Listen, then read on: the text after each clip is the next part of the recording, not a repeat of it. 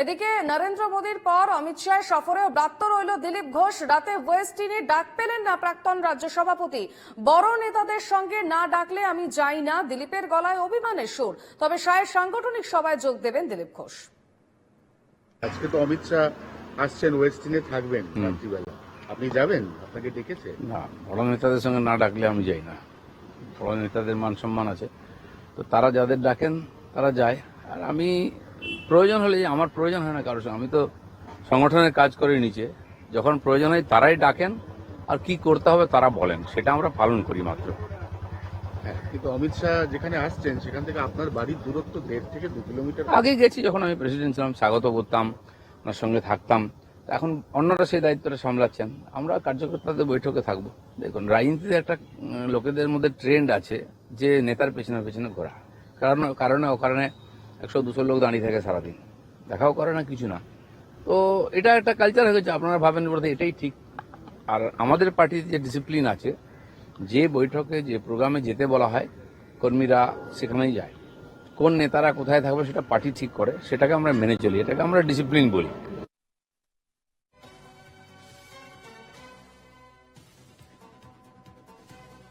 আমাদের সঙ্গে আবারও রয়েছেন আমাদের প্রতিনিধি সরস্বতী বন্দ্যোপাধ্যায়। সরস্বতী, এর আগে আমরা দেখেছি নরেন্দ্র মোদীর সভাতেও ডাক পাননি দিলীপ ঘোষ, এবার অমিত শাহের সফরেও একেবারে একই পরিস্থিতি। দেখো, তেমনটাই সূত্রের খবর। বঙ্গ বিজেপির প্রাক্তন রাজ্য সভাপতি মেদিনীপুরের সাংসদ দিলীপ ঘোষ, তার সকালের যে বক্তব্য, সেই বক্তব্যের খানিকটা অভিমান প্রকাশ্যে এসেছে। তার কারণ, আজকে রাত্রি নাগাদ যখন কেন্দ্রীয় স্বরাষ্ট্রমন্ত্রী অমিত শাহ শহরে আসবেন এবং রাত্রি নাগাদ তিনি হোটেলে প্রবেশ করবেন, তার নাইট স্টে রয়েছে সেখানে, তার আগেই তিনি দেখা করার কথা রয়েছে রাজ্য বিজেপির শীর্ষ নেতৃত্বের সঙ্গে। তার সঙ্গে যেমন সুকান্ত মজুমদার দেখা করবেন, শুভেন্দু অধিকারী, রাজ্যের সাধারণ সম্পাদকদের অনেকেই দেখা করবেন। সেই তালিকায় দিলীপ ঘোষ তিনি থাকবেন কিনা সেই বিষয় নিয়ে প্রশ্ন উঠছিল এবং স্বভাবতই সেই প্রশ্ন তাকে করা হলে দিলীপ ঘোষ উত্তরে জানান যে তিনি এখনো পর্যন্ত সান্ধ্য ও কোনো বৈঠকে উপস্থিত থাকবার আমন্ত্রণ পাননি। তিনি যেমনটা জানাচ্ছেন যে না ডাকলে তিনি যান না, অর্থাৎ আমন্ত্রণ না পেলে তিনি যাবেন না। এই প্রসঙ্গে কিছুক্ষণ আগে সুকান্ত মজুমদার, বিজেপির রাজ্য সভাপতি, তিনি বক্তব্য রেখেছেন এবং তিনি তার প্রতিক্রিয়াতে জানিয়েছেন যে এই মুহূর্তে কেন তাকে ডাকা হয়নি সেই বিষয়টি পরে প্রকাশ্যে আসবে। অর্থাৎ তুমি যেমনটা জানাচ্ছিলে, আলিপুরদুয়ারে প্রধানমন্ত্রীর সভা, সেখানেও দিলীপ ঘোষ আমন্ত্রণ পাননি। কেন্দ্রীয় স্বরাষ্ট্রমন্ত্রী অমিত শাহের বৈঠকেও তিনি আমন্ত্রণ পাননি। আগামীকাল কোন কর্মসূচিতে তিনি থাকবেন সেই বিষয় নিয়েও কিন্তু যথেষ্ট প্রশ্ন চিহ্ন রয়েছে। আদৌ তিনি ডাক পান কিনা সেই বিষয়গুলি নিয়ে কিন্তু এই মুহূর্তে আলোচনা চলছে এবং অবশ্যই দিলীপ ঘোষের কণ্ঠে যে অভিমানের সুর, তার যে অনুভূতি তিনি ব্যক্ত করেছেন, সেটা নিয়েও কিন্তু এই মুহূর্তে বিজেপির অন্তরে যথেষ্ট চর্চা শুরু হয়েছে। বেশ, ধন্যবাদ সরস্বতী। নরেন্দ্র মোদীর পর এবার অমিত শাহের সফরেও ব্যর্থ দিলীপ ঘোষ। রাত্রে ওয়েস্টিনে ডাক পেলেন না প্রাক্তন রাজ্য সভাপতি। বড় নেতাদের সঙ্গে না ডাকলে আমি যাই না, দিলীপের গলায় অভিমানের সুর। কি বলেছেন তিনি আরেকবার শোনাবো।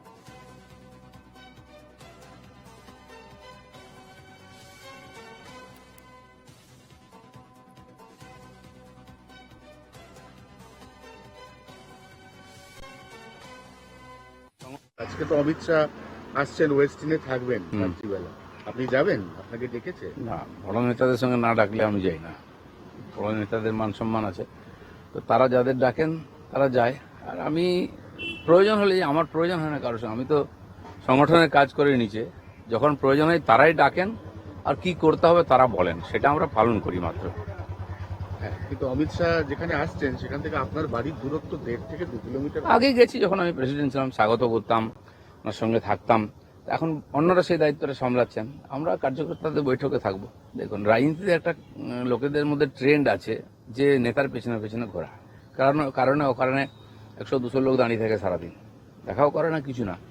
তো এটা একটা কালচার হয়ে গেছে, আপনারা ভাবেন বলতে এটাই ঠিক। আর আমাদের পার্টির যে ডিসিপ্লিন আছে, যে বৈঠকে যে প্রোগ্রামে যেতে বলা হয় কর্মীরা সেখানেই যায়।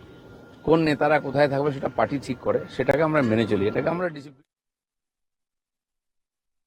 আমরা শুনলাম দিলীপ ঘোষের বক্তব্য। তিনি যেমনটা বললেন যে বড় নেতারা না ডাকলে আমি যাই না, বড় নেতাদের মান সম্মান আছে, তারা যাদের ডাকেন তারা যায়, আমার প্রয়োজন নেই এবং আমার প্রয়োজন হয়ও না। নিজের সংগঠনের কাজ করি, প্রয়োজন পড়লে তারা ডাকেন, কি করতে হবে বলেন, আমরা তা পালন করি। আমাদের সঙ্গে টেলিফোন লাইনে রয়েছেন তৃণমূল নেতা জয়প্রকাশ মজুমদার। জয়প্রকাশ বাবু, মোদির পর এবার অমিত শাহের সফরও দেখা যাবে না দিলীপ ঘোষকে, তিনি ডাক পাননি এবং খানিকটা অভিমানের সুরেই তিনি বলেছেন যে তার প্রয়োজন নেই, বড় নেতারা না ডাকলে তিনি যান না। দেখুন, এটা একান্তভাবে বিজেপির আভ্যন্তরীণ বিষয়, আমরা বাইরে থেকে কি মন্তব্য করব। বিজেপি এখন শতভাগে বিভক্ত। মোদিকে ঘিরে সব নেতারা আসছেন, মঞ্চের নিচে নেমেই একে অন্যকে গালাগালি দিচ্ছেন এবং তারা চুরি শানাচ্ছেন একে অন্যের বিরুদ্ধে। এই হচ্ছে পশ্চিমবঙ্গের বিজেপি। সুতরাং কিছু লোককে এরা প্রথম থেকেই বাদ দেয়, কিছু লোককে মঞ্চের নিচে বাদ দেয়, কিছু লোক মঞ্চের ওপর ডেকে দেখায় যে আমরা আছি একসঙ্গে, কিন্তু মনে মনে ছুরি শানিয়ে রাখে। এই হচ্ছে বিজেপির, পশ্চিমবঙ্গ বিজেপির আসল রূপ। সুতরাং আদি বিজেপি, নব্য BJP, Dilip BJP, Sukanta BJP, এরকম নানা ভাগে বিভক্ত বিজেপি, তার এটাই হওয়ার ছিল এবং সামনের দিনে আরো দেখবেন। আমরা এখনো জানি না, একটা উপনির্বাচন হচ্ছে, বিজেপি আদৌ সেখানে প্রার্থী দেবে কি দেবে না সেটাও আপনারাও বোধহয় জানেন না। এই তো অবস্থা বিজেপির এই পশ্চিমবঙ্গে। তার উপরে মোদি এসে গরম গরম কথা বলছেন, ঢাল নেই, তলোয়ার নেই, একটা সৈন্যবল নেই, কিন্তু মোদি সেনাপতি হিসেবে নিজে বড় বড় গরম গরম শুধু কথা বলছেন। কথা বলে কি সব হয়?